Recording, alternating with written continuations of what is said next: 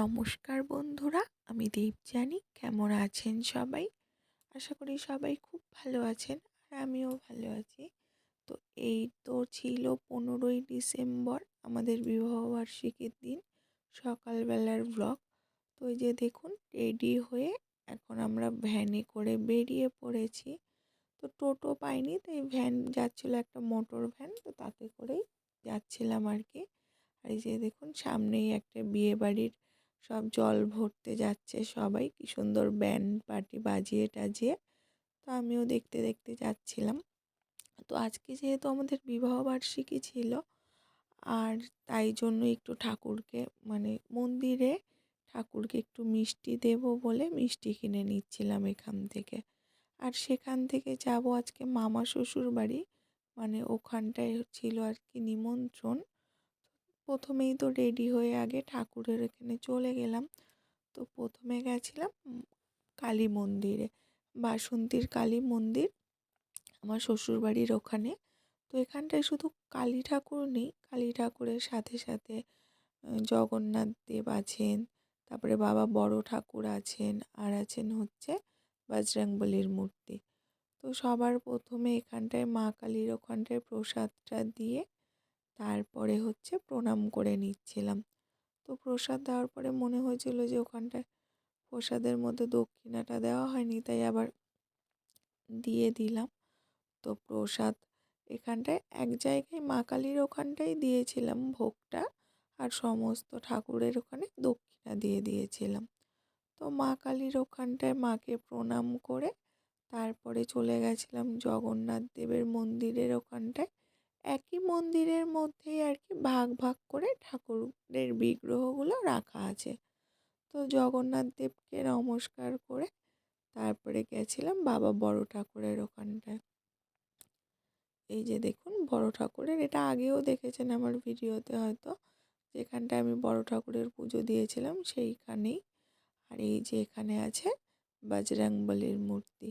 তো এখানে নমস্কার করে চলে গেছিলাম বাসন্তীর দুর্গা মণ্ডপে।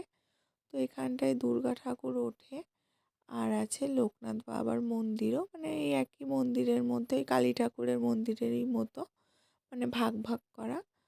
এই যে লোকনাথ বাবার মন্দির। তো আমি এখানটায় আরেকটা যে মিষ্টি ভোগ কিনেছিলাম, সেটা আমি এই লোকনাথ বাবার মন্দিরের দিয়ে আর এখানটায় প্রণাম করে নিচ্ছিলাম। তো এখানে প্রণাম করে দক্ষিণা দিয়ে নিয়েছিলাম। তো সব জায়গায় তো আমি আর ভাগে ভাগে মিষ্টি কিনিনি, দুটো মন্দির, দুটো মন্দিরের জন্য দু জায়গায় মিষ্টি নিয়েছিলাম। আর এই যে দেখুন বাবার বিগ্রহটা কিন্তু অনেক বড় আর খুব সুন্দর। তো লোকনাথ বাবার ওখানে প্রণাম করে এখানটায় হচ্ছে রাধা কৃষ্ণের যুগল মূর্তি ছিল, সেখানেও প্রণাম করে নিলাম। আর তারপরে ছিল বাবা মহাদেবের মন্দির আর কি, তো সেখানটায়ও দক্ষিণা দিয়ে আর প্রণাম করে নিয়েছিলাম। তো এইভাবেই তো সমস্ত মন্দিরগুলোতে সুন্দর করে প্রণাম করে নিয়ে আর ঠাকুরের আশীর্বাদ নিয়ে তারপরে আমরা চলে যাচ্ছিলাম আমার মামা শ্বশুরের বাড়ির উদ্দেশ্যে। তো ওখানে তো আজকে শ্রীগুরু সঙ্ঘের অনুষ্ঠান ছিল, তো সেই উপলক্ষেই। আর এই যে দেখুন, দূরে যে প্যান্ডেল করা বাড়িটা দেখা যাচ্ছে পুকুরের ওপারে, ওটাই হচ্ছে আমার এক মামা শ্বশুরের বাড়ি, আর ওই বাড়িতেই আজকে অনুষ্ঠান। তো এই যে আমরা চলে এসেছি, যে সামনে যে সবুজ কালারের বাড়িটা, ওটাও আমার আরেকটা মামা শ্বশুরের বাড়ি, আর এটাও আরেকটা মামা শ্বশুরের বাড়ি, সব ভাইয়েরা প্রায় একই জায়গায় বাড়ি করে আছে, আমার শাশুড়ির সব ভাইয়েরা। আর এই যে দেখুন, ওদের বাড়ির ভিতরে চলে এসেছি, যাদের বাড়িতে অনুষ্ঠান। এখানটায় ওরা এখনও গৃহপ্রবেশ হয়ে গেছে, কিন্তু সেইভাবে কেউ থাকে না। তো আজকে গুরুদেবের সঙ্গ হচ্ছে এখানটায়। আর এই দেখুন গুরুদেবের বিগ্রহ কি সুন্দর করে, মন্দিরটা আর ঘরের ভেতরেই করেছে, এটা ঠাকুর ঘর, কি সুন্দর সাজিয়েছে। আর এটা ছিল ওদের ঘরের এন্ট্রি পয়েন্ট, এখান থেকে ঘরের ভেতরে ঢুকে, আর ঢুকেই এই যে ঠাকুর ঘর, আর ঠাকুর ঘরের পাশেই একটা বেডরুম, আর এই যে দাঁড়িয়ে আছেন একটা মাসি, ওটাও একটা বেডরুম। আর সবাই যেখানে বসেছিল সেটা হচ্ছে বসার ঘর। আর এই যে সিঁড়ি, সিঁড়িটা হচ্ছে ওপরে যাওয়ার জন্য।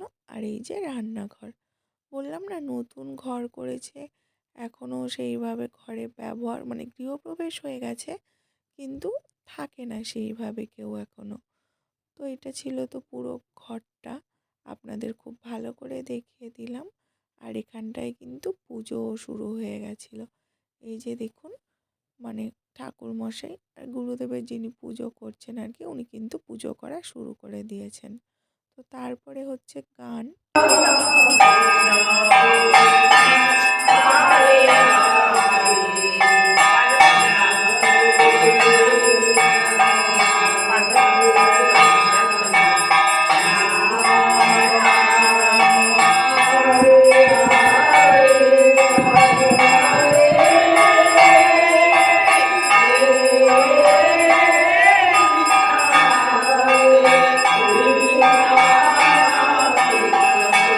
তো এই আরতির পরে প্রসাদ নিয়ে আমরা বাড়ি চলে এসেছিলাম।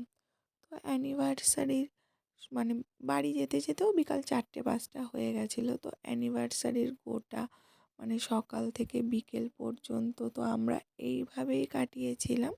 তো সেটাই আপনাদের সাথে শেয়ার করলাম।